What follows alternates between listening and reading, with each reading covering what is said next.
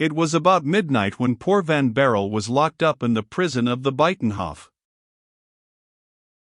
What Rosa foresaw had come to pass. On finding the cell of Cornelius de Witt empty, the wrath of the people ran very high, and had Gryphus fallen into the hands of those madmen he would certainly have had to pay with his life for the prisoner. But this fury had vented itself most fully on the two brothers when they were overtaken by the murderers, thanks to the precaution which William, the man of precautions, had taken in having the gates of the city closed.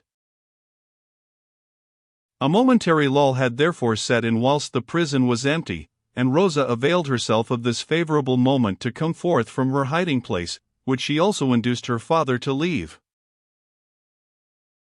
The prison was therefore completely deserted. Why should people remain in the jail whilst murder was going on at the Tolhac? Gryphus came forth trembling behind the courageous Rosa. They went to close the great gate, at least as well as it would close, considering that it was half demolished. It was easy to see that a hurricane of mighty fury had vented itself upon it. About 4 o'clock a return of the noise was heard, but of no threatening character to Gryphus and his daughter. The people were only dragging in the two corpses, which they came back to gibbet at the usual place of execution. Rosa hid herself this time also, but only that she might not see the ghastly spectacle. At midnight, people again knocked at the gate of the jail, or rather at the barricade which served in its stead. It was Cornelius Van Barrel whom they were bringing. When the jailer received this new inmate, and saw from the warrant the name and station of his prisoner, he muttered with his turnkey smile, "Godson of Cornelius de Witt. Well, young man, we have the family cell here, and we will give it to you." And quite enchanted with his joke, the ferocious Orangeman took his cresset and his keys to conduct Cornelius to the cell, which on that very morning Cornelius de Witt had left to go into exile, or what in revolutionary times is meant instead by those sublime philosophers who lay it down as an axiom of high policy, it is the dead only who do not return. On the way which the despairing florist had to traverse to reach that cell he heard nothing but the barking of a dog, and saw nothing but the face of a young girl. The dog rushed forth from a niche in the wall, shaking his heavy chain, and sniffing all round Cornelius in order so much the better to recognize him in case he should be ordered to pounce upon him. The young girl, whilst the prisoner was mounting the staircase, appeared at the narrow door of her chamber, which opened on that very flight of steps, and, holding the lamp in her right hand, she at the same time lit up her pretty blooming face, surrounded by a profusion of rich wavy golden locks, whilst with her left she held her white nightdress closely over her breast, having been roused from her first slumber by the unexpected arrival of Van Barrel. It would have made a fine picture, worthy of Rembrandt, the gloomy winding stairs illuminated by the reddish glare of the cresset of Gryphus, with his scowling jailer's countenance at the top, the melancholy figure of Cornelius bending over the banister to look down upon the sweet face of Rosa, standing, as it were, in the bright frame of the door of her chamber, with embarrassed mien at being thus seen by a stranger. And at the bottom, quite in the shade, where the details are absorbed in the obscurity, the mastiff, with his eyes glistening like carbuncles, and shaking his chain, on which the double light from the lamp of Rosa and the lantern of Gryphus threw a brilliant glitter.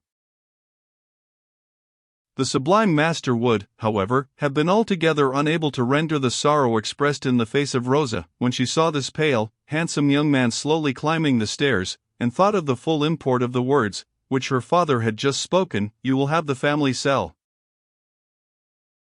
This vision lasted but a moment, much less time than we have taken to describe it. Gryphus then proceeded on his way, Cornelius was forced to follow him, and 5 minutes afterwards he entered his prison, of which it is unnecessary to say more, as the reader is already acquainted with it. Gryphus pointed with his finger to the bed on which the martyr had suffered so much, who on that day had rendered his soul to God. Then, taking up his cresset, he quitted the cell. Thus left alone, Cornelius threw himself on his bed, but he slept not. He kept his eye fixed on the narrow window, barred with iron, which looked on the Buitenhof, and in this way saw from behind the trees that first pale beam of light which morning sheds on the earth as a white mantle. Now and then during the night horses had galloped at a smart pace over the Buitenhof, the heavy tramp of the patrols had resounded from the pavement, and the slow matches of the arquebus, flaring in the east wind, had thrown up at intervals a sudden glare as far as to the panes of his window. But when the rising sun began to gild the coping stones at the gable ends of the houses, Cornelius, eager to know whether there was any living creature about him, approached the window, and cast a sad look round the circular yard before him. At the end of the yard a dark mass, tinted with a dingy blue by the morning dawn, rose before him, its dark outline standing out in contrast to the houses already illuminated by the pale light of early morning. Cornelius recognized the gibbet. On it were suspended two shapeless trunks, which indeed were no more than bleeding skeletons. The good people of The Hague had chopped off the flesh of its victims, but faithfully carried the remainder to the gibbet, to have a pretext for a double inscription written on a huge placard, on which Cornelius, with the keen sight of a young man of 28, was able to read the following lines, daubed by the coarse brush of a sign painter. Here are hanging the great rogue of the name of John de Witt, and the little rogue Cornelius de Witt, his brother, two enemies of the people, but great friends of the King of France. Cornelius uttered a cry of horror, and in the agony of his frantic terror knocked with his hands and feet at the door so violently and continuously, that Gryphus, with his huge bunch of keys in his hand, ran furiously up. The jailer opened the door, with terrible imprecations against the prisoner who disturbed him at an hour which Master Gryphus was not accustomed to be aroused. "Well, now, by my soul, he is mad, this new de Witt," he cried, "but all those de Witts have the devil in them." "Master, master," cried Cornelius, seizing the jailer by the arm and dragging him towards the window, "master, what have I read down there?" "Where down there?" "On that placard."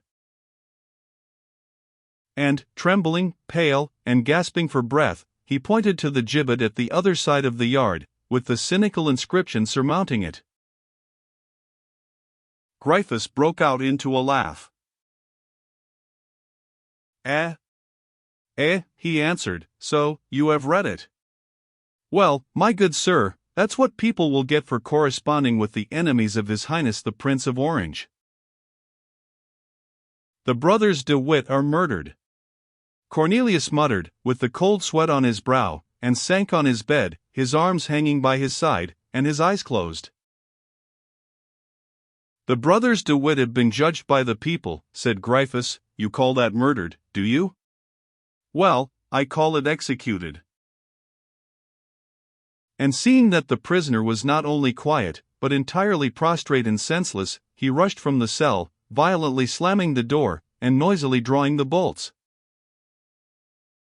Recovering his consciousness, Cornelius found himself alone, and recognized the room where he was, the family cell, as Gryphus had called it, as the fatal passage leading to ignominious death.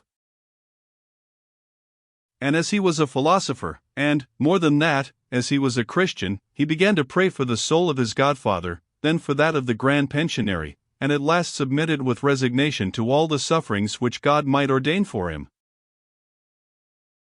Then turning again to the concerns of earth, and having satisfied himself that he was alone in his dungeon, he drew from his breast the 3 bulbs of the Black Tulip, and concealed them behind a block of stone, on which the traditional water jug of the prison was standing, in the darkest corner of his cell.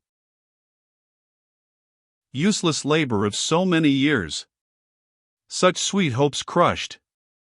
His discovery was, after all, to lead to naught, just as his own career was to be cut short. Here, in his prison, there was not a trace of vegetation, not an atom of soil, not a ray of sunshine. At this thought Cornelius fell into a gloomy despair, from which he was only aroused by an extraordinary circumstance. What was this circumstance? We shall inform the reader in our next chapter.